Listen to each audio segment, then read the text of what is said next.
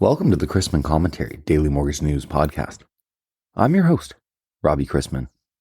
Topics on today's episode include modification trends, my interview with Elysian Fields Jordan Higgins on how intentional micro-wellness can combat burnout, boost focus, and bring accessible, joyful wellness to today's screen-heavy workplaces, and what we've seen in terms of mortgage-backed security spreads recently.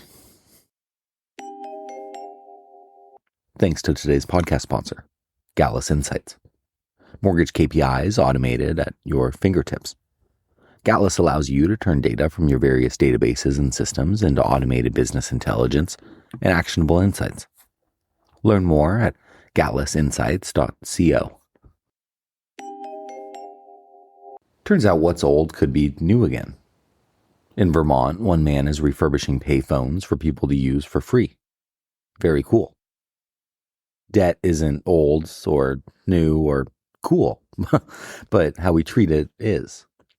Reported numbers vary somewhat, but there are roughly 6 million delinquent student loans. The Treasury and Department of Education are allegedly going to start garnishing wages in October. That impacts mortgages how?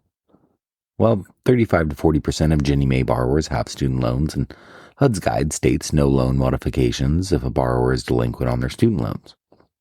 So, if a lender's trying to help a client, not only are they dealing with mounting homeowner insurance costs, which can be anywhere from $500 to $1,000 a month, but if their wages are being garnished, like $500 a month, then what does that do to both their ability to qualify and their delinquencies in other consumer debt categories?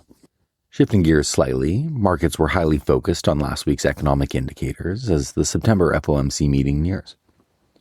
Second quarter GDP was revised upward from 3.0 to 3.3%, driven by stronger investment in intellectual property and non-durable goods. Inflation remained steady in July, or relatively steady, with core PCE creeping up to 2.9%, likely keeping the central bank on track to lower interest rates at the conclusion of its meeting later this month. Consumer spending rose 0.3% in July and is up 2.0% year over year, supported by wage growth, though data suggests households are still facing financial strain. Consumer sentiment is weakening amid concerns over inflation, tariffs, and labor market uncertainty. 63% of survey respondents expect higher unemployment, and more Americans reporting difficulty finding jobs. New home sales fell 6.0% in July, as builder incentives struggled to offset rising inventories and declining builder confidence, the lowest since 2012. August data will be critical in shaping expectations for the economic outlook and future Fed policy decisions. For today's interview, I want to welcome to the show Elysian Fields Jordan Higgins to talk about how intentional micro-wellness can combat burnout, boost focus, and bring accessible, joyful wellness to today's screen-heavy workplaces. She's a former correspondent sales rep with over a decade of experience in the mortgage industry, but decided she wanted people to help focus on curating delight in body, mind, and spirit. So she founded Elysian Fields Yoga, and I'm going to ask her about how we can be better in the workplace.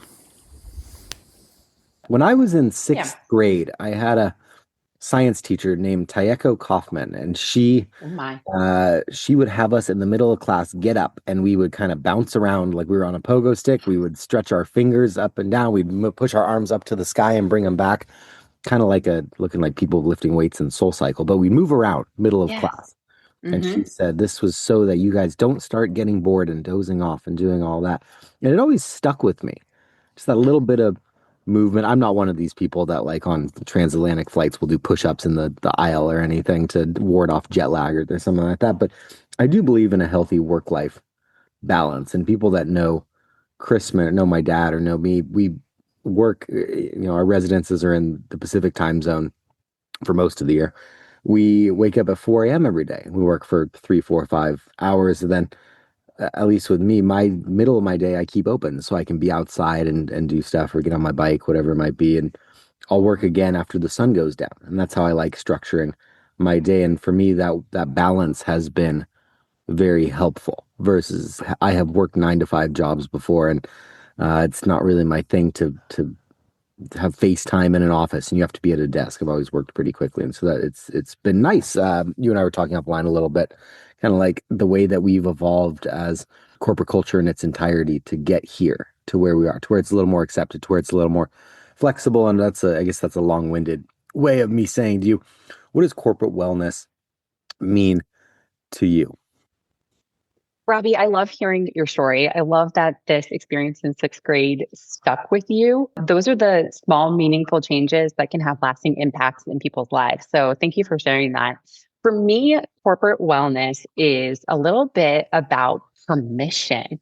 I think it's about allowing and incorporating, right? Those three big topics. So first, permission, giving yourself the permission to take a wellness break that is designed for you. That might mean getting outside, getting on your bike. For me, it's sometimes it's taking long meetings on my walking pad rather than just sitting in my chair.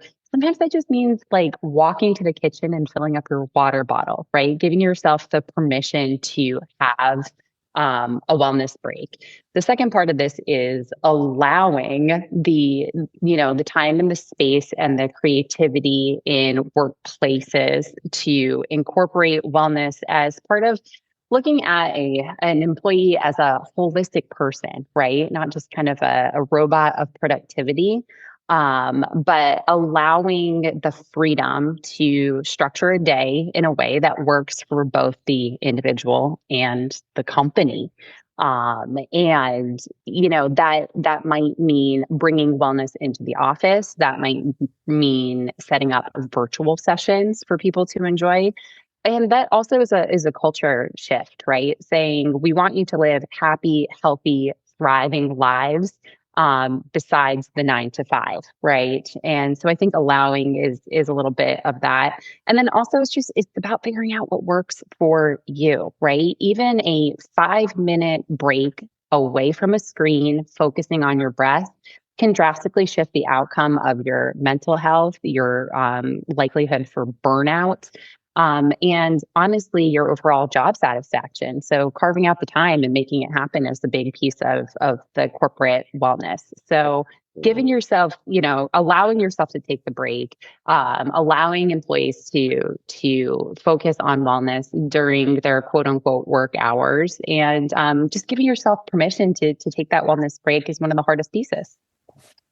Yes, and I agree wholeheartedly with all that. I do want to keep this discuss, and it wasn't going that way, but I want to keep this from being woo-woo about wellness, and I want to focus more on, and this might come out of left field a little bit, but how can employees set their own boundaries to keep wellness as a healthy part of their day-to-day stuff? And how can employers, or even on a smaller scale, bosses, managers, executives, decision makers at companies allow for people to maximize their own potential? Because I would argue that a happy worker is the most productive worker, and not everything motivates people in the same ways. Not everything makes people happy in the same way. So it is a very individually tailored thing when it comes to wellness. How can both sides of the equation be better here?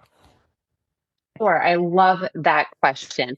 I think the way that employees, right, can communicate their wellness needs and maybe set up their expectations or their boundaries, right, is about getting honest with themselves. A lot of this comes from knowing what you personally need. For me, I need movement in the morning. If I get up and get outside and get sunlight on my face and get my body moving, I am in a more pleasant and productive mood throughout my day. So I have to be honest about what my morning routine looks like and what my start time looks like, so I can fit my wellness in at the beginning of my day, because that's what sets me up personally.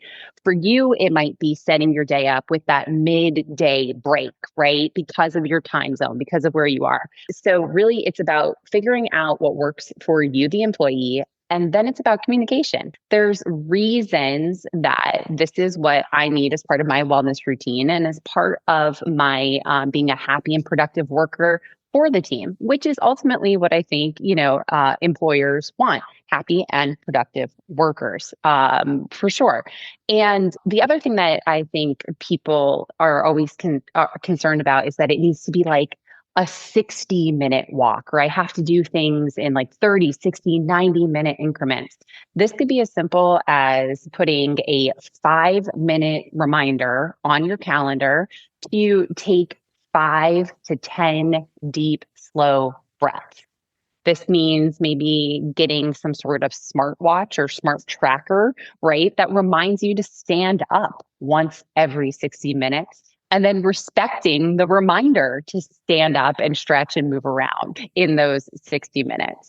And then from the employer and boss or manager perspective, I think having some of these conversations with your employees is important. A lot of it, much like anything, comes down to communication.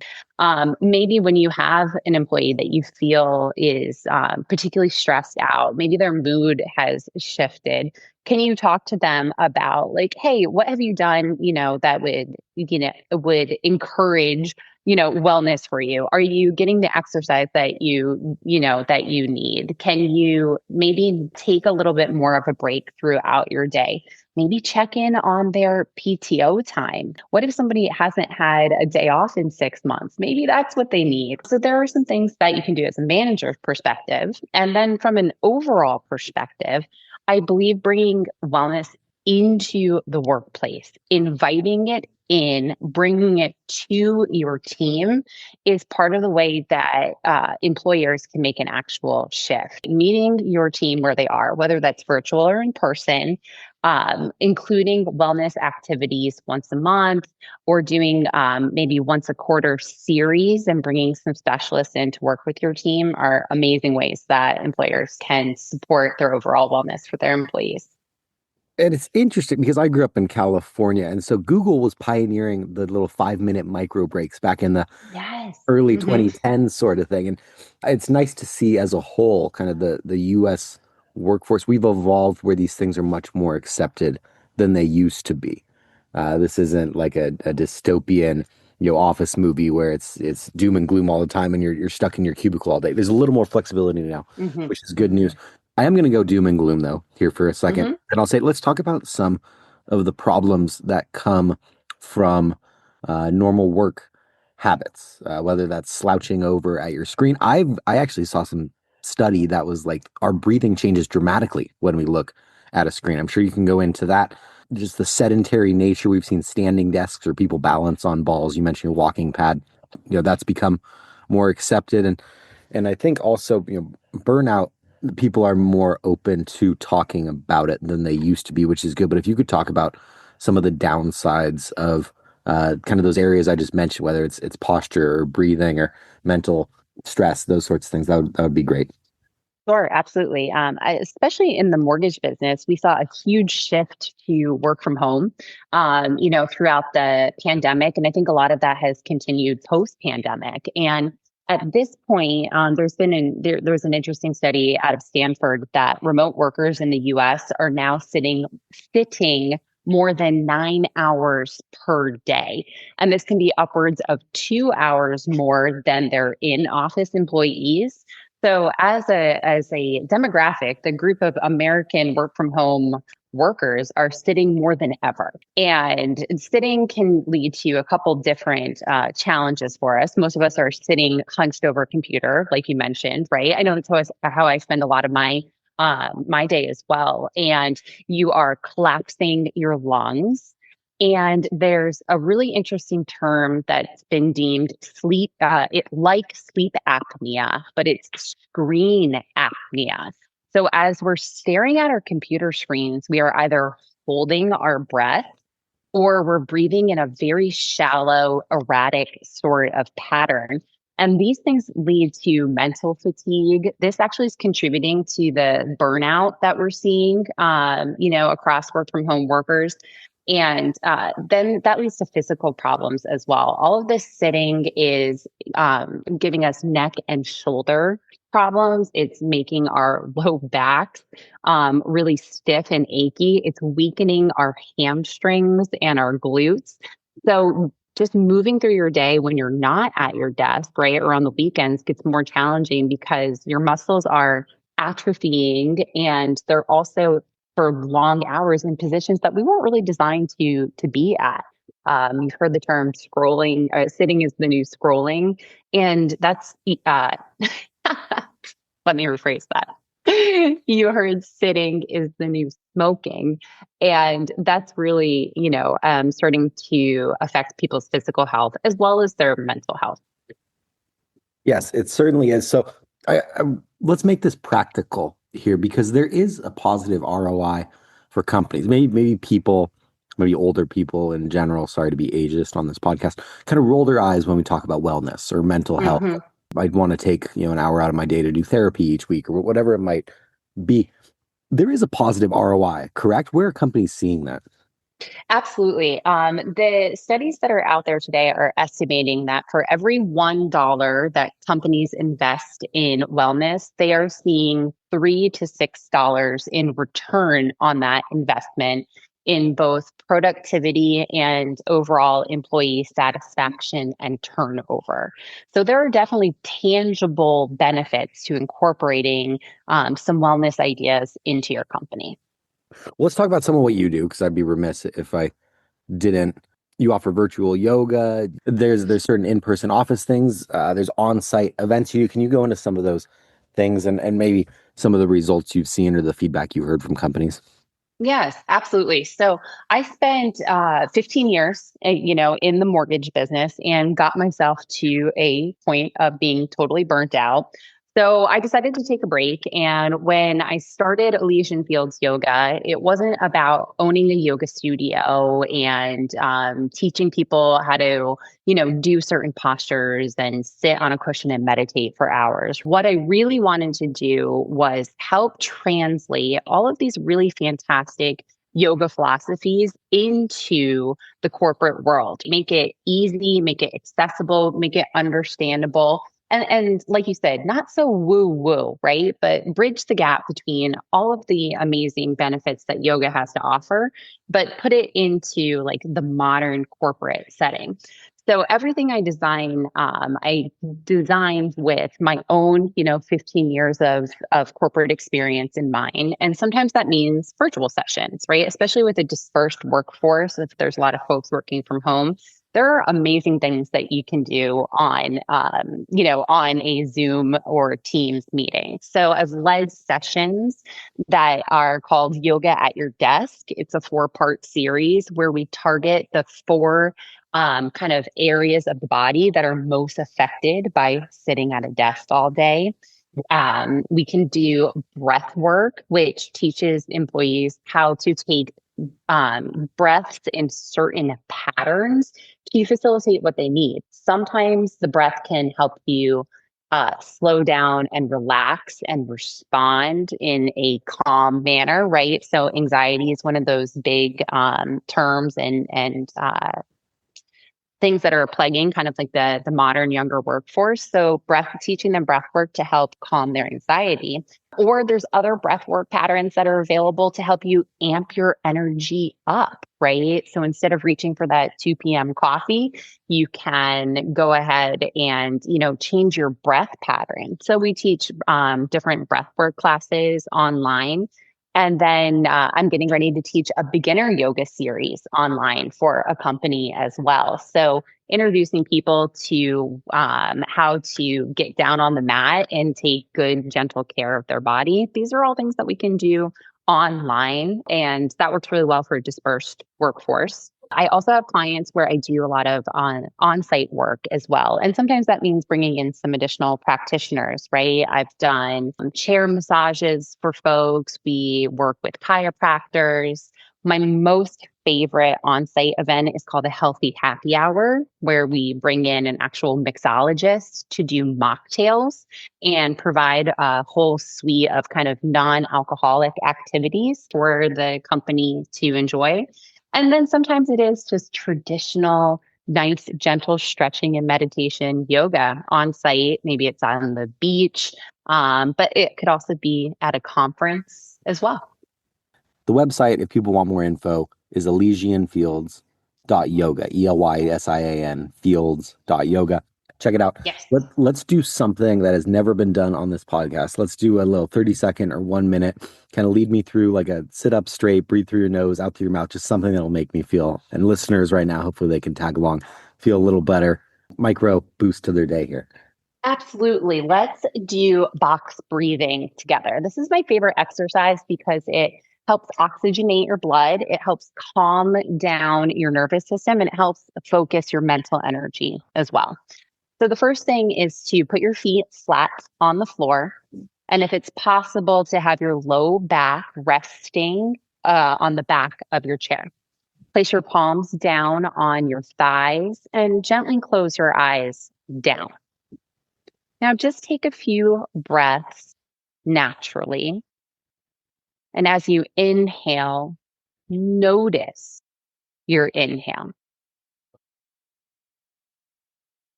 And as you exhale, notice your exhale. On your next inhale, see if you can lengthen your spine by relaxing the low back and bringing the crown of the head up to the sky. And on your next exhale, where can you soften and let go? Now let's begin some box breathing together. Just follow along. Inhale for 4, 3, 2, 1. Hold your breath in, 2, 1. Exhale, 4, 3, 2, 1.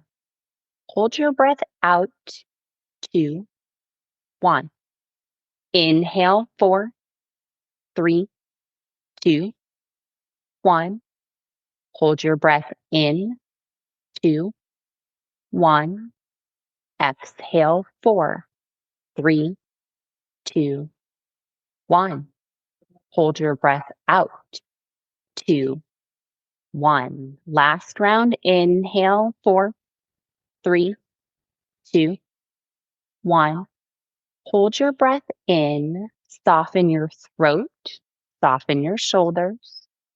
Exhale, 4, 3, 2, 1. Hold your breath out. Soften your low back, your hips, your thighs. Big, smooth inhale. Easy exhale. I feel like I almost fell asleep. It's amazing, right? Tell me how that landed in your body. I feel peaceful. Peaceful. That was good. That's something that's easy for people to incorporate, whether it's twice an hour, once an hour, a couple times through their day, whatever their time and space allows for. I'm hearing it in my voice. Yes. Or even your voice, the tone, the sound, and the pace slow down, and mine as well, right? So as I'm teaching, I'm doing it along with you, right? So the box breathing exercise is my go-to, right, for a corporate environment. This helps shift your nervous system out of the fight or flight response. And it also just gives you a nice reset. And it's allowing you to take those full deep breaths that you're not getting while you're staring at a screen. So the pattern is just inhaling for a count, holding the breath for half the count, exhaling for the count, and then holding the breath out for half a count. Now we did 4, 2, 4, 2. But as you become more seasoned, or the longer you sit, you can expand that out to 6, 3, 10, 5, etc. The longer that you can make those inhales and exhales, the longer the pauses get, and the faster you can shift your nervous system. Awesome. Ton of valuable takeaways here for people. I feel much better now that I did, even at the start of the interview. Elysian Fields Yoga. People go check it out. Jordan, a pleasure talking to you. We met at the Florida MBA conference earlier this year. I very much appreciate you reaching out, and hopefully I'll see you again sometime soon. Robbie, thank you so much for this opportunity. I hope you have a relaxing and restful rest of your day, and make sure you get your wellness break in today. Mortgage-backed securities spreads have continued to narrow, reflecting a gradual normalization in the relationship between mortgage rates and benchmark treasury yields. MBS spreads are approximated as the difference between the 10-year U.S. Treasury yield, an imperfect but commonly used proxy, and 30-year fixed mortgage rates. Currently, the spread stands at approximately 235 basis points, which, while tighter than in recent years, remains elevated by historical standards, roughly 50 to 60 basis points above long-term historical norms. Over the past 4 decades, typical spread levels have been notably lower, including during the pre-global financial crisis period and especially during the zero interest rate policy era prior to the COVID-19 pandemic. Wide spreads suggest continued dislocation in mortgage markets relative to risk-free benchmarks. This holiday-shortened week includes economic updates on PMIs, construction spending, factory orders, JOLTS, ADP employment, the trade deficit, productivity unit labor costs, and, of course, August payrolls on Friday, which will headline things. The list of scheduled Fed speakers is relatively limited, while Treasury supply consists of just T-bills. August agency MBS prepayment data will be released late Friday. Today's economic calendar kicks off shortly with the final August S&P Global Manufacturing PMI, and will be followed by the ISM equivalent, construction spending, and several short-duration Treasury auctions. We begin Tuesday with agency MBS prices a quarter to 3/8 worse than Friday's close, the 2-year yielding 3.65%, and the 10-year yielding 4.28% after closing last week at 4.23%. Let's wrap up with a joke and some housekeeping. When my son was about 5, he asked me where poo came from. I gave him a short, concise answer on how you eat, and the food goes down into your tummy, where the good stuff gets taken out of it to fuel your body, and then what's left passes down to a long tube called intestines, where it's mixed with nasty stuff, all which comes out your rump when you go to the toilet. He looked at me in horror and asked, "What about Tigger?" Thanks again to Gallus Insights, mortgage KPIs automated at your fingertips. Gallus allows you to turn data from your various databases and systems into automated business intelligence and actionable insights. Learn more at gallusinsights.co.